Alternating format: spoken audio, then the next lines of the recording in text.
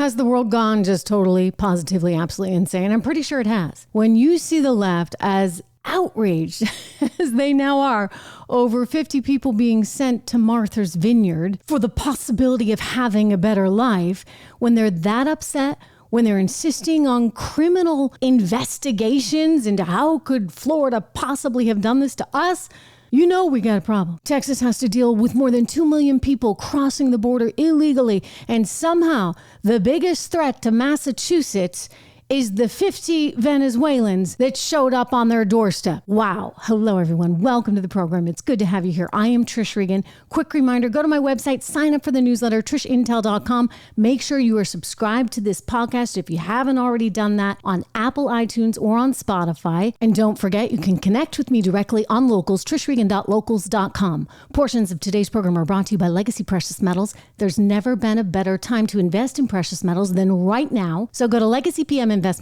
for more. Again, that's LegacyPMInvestments.com for more. We're going to get to Kamala Harris in a second because she's got more people now showing up on her doorstep, courtesy of Texas. And I got to say, I'm a little perplexed by all this. I'm a little surprised that the folks in Martha's Vineyard weren't just maybe a little bit more welcoming. I mean, gosh, they got tons of property there. According to the numbers, 55% of the vacations home there in the Tony Town, they're empty. I mean, the Obamas have 7 bedrooms. We got a lot of space there, right? So you folks in Martha's Vineyard, you really don't want to take anyone in? These Venezuelan immigrants that are looking for a better opportunity in life, that maybe wanted to go to Martha's Vineyard because they thought they might have a chance at something a little bit different. I do believe I've heard the Obamas talk about how needed it is for us to open our arms and welcome everyone, and this is who we are as a country. That's what the Democrat Party has been saying over and over. So it's natural that we should be a little confused when they're not willing to actually put their money where their mouth is. They're not willing to take in a sliver, just a tiny sliver of what El Paso, Texas is taking in every single day, with a reported 8,000 people being apprehended at the border there every single day. It's really remarkable. And it tells you that it's all BS. These people, they don't care. These Democrats that say Texas should do more, Florida should do more, it's just politics. It's stagecraft, and there's no merit to any of it. It's the reason why Kamala Harris hasn't bothered to do a darn thing. Our border, she's allowing it to spiral out of control and is offended when anybody says to her, actually, you know what? Maybe it's not so secure. She did an interview recently on NBC with Chuck Todd. Take a listen to this as he questions her about the security of the border. By the way, it took her forever to answer the question, so we've edited the silence out, but nonetheless, it's still word salad. Take a listen. We have a secure border in that is a priority for any nation, including ours and our administration. But there are still a lot of problems that we are trying to fix, given the deterioration that happened over the last 4 years. You see, there we go again. It's all that other guy's fault, right? It's all Trump's fault. It got so bad under Trump. Had nothing to do with the fact that these numbers have been escalating massively ever since Joe Biden came into office. Why? Oh, because he said, come one, come all. He said he was going to get rid of all the penalties and the policies that the previous administration had put forth. He was tearing down the wall. So why wouldn't you come? It basically opened the floodgates, if you would, but this is not something any of these people will ever admit. Instead, they want to just tell you, we gotta bring in more people, and we gotta create a legal system for everyone that's here. Kind of apples to oranges, but here she is. We also have to put in place a law and a plan for a pathway for citizenship for the millions of people who are here and are prepared to do.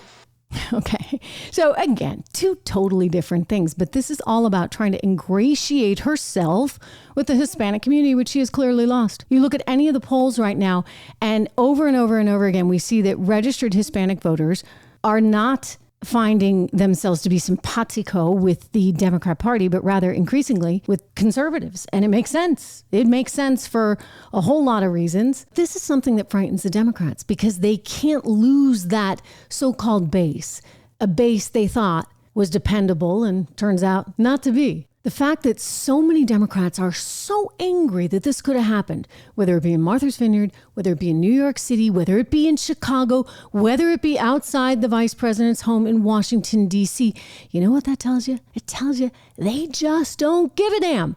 They want it to be Texas's problem. Hey, Texas, you deal with it. Well, you know what? We're a country. I'm sorry, we're a country, and a country has borders. And a country's federal government is responsible for enforcing those borders. If the federal government doesn't want to, you see, it's putting an unnecessary burden onto the people of Texas. And the people of Texas are saying, well, how do we deal with this? I mean, think about the cost of securing the border. Think about the cost of, even if you said, hey, come on in. How do you just open things up and give them all the benefits and services and education and medical care? How do you give them all those welfare services when you can barely get there for the people that are already in your state? It is not fair. It is not right. And you can understand. You can understand how the governor of Texas feels. This is why he's called it Operation Lone Star. And he's sending all of these people into places like New York City, in Chicago, in Washington, D.C.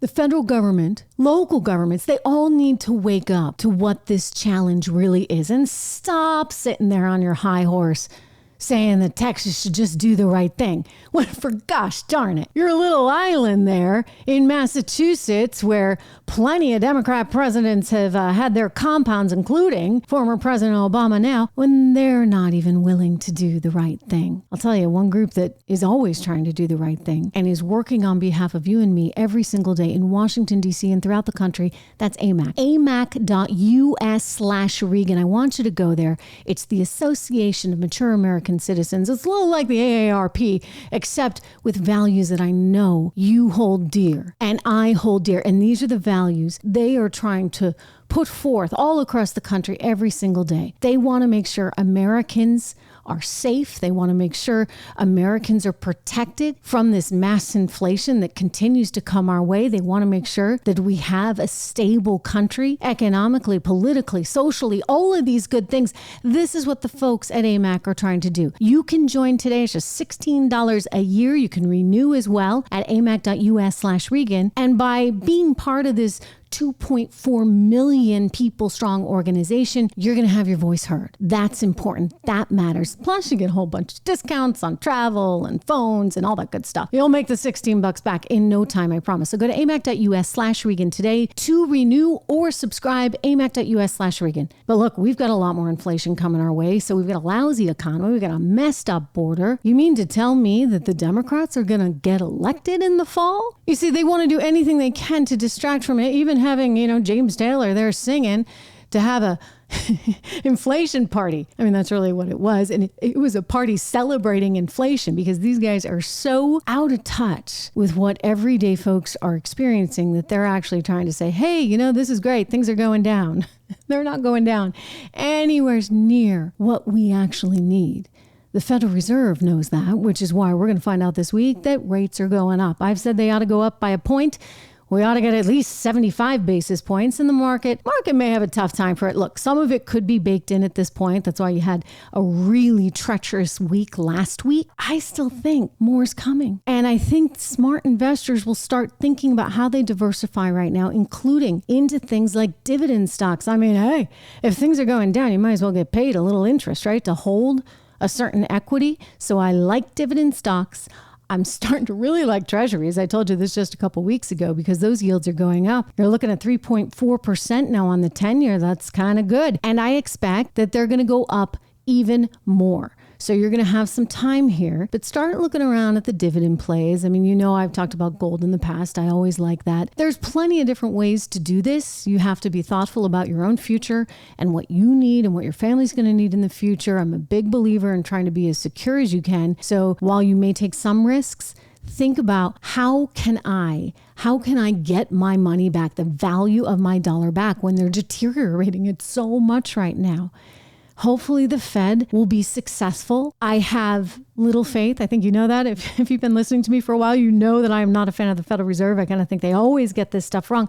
And they have a tendency to overreact. In other words, they put too much money in the system and now they'll probably take too much out. So understand that, know that, plan for it. And I'll be back here to talk with you about it all again tomorrow. But do get that when the left starts saying crazy things like this was just horrendous, of Florida to send these immigrants to Martha's Vineyard, horrendous of Texas to send them to New York City or to Washington, D.C. or to Chicago, it proves their total, utter hypocrisy. Thank you so much. I'll see you tomorrow. Join me on my website, trishintel.com, and we'll be back with more.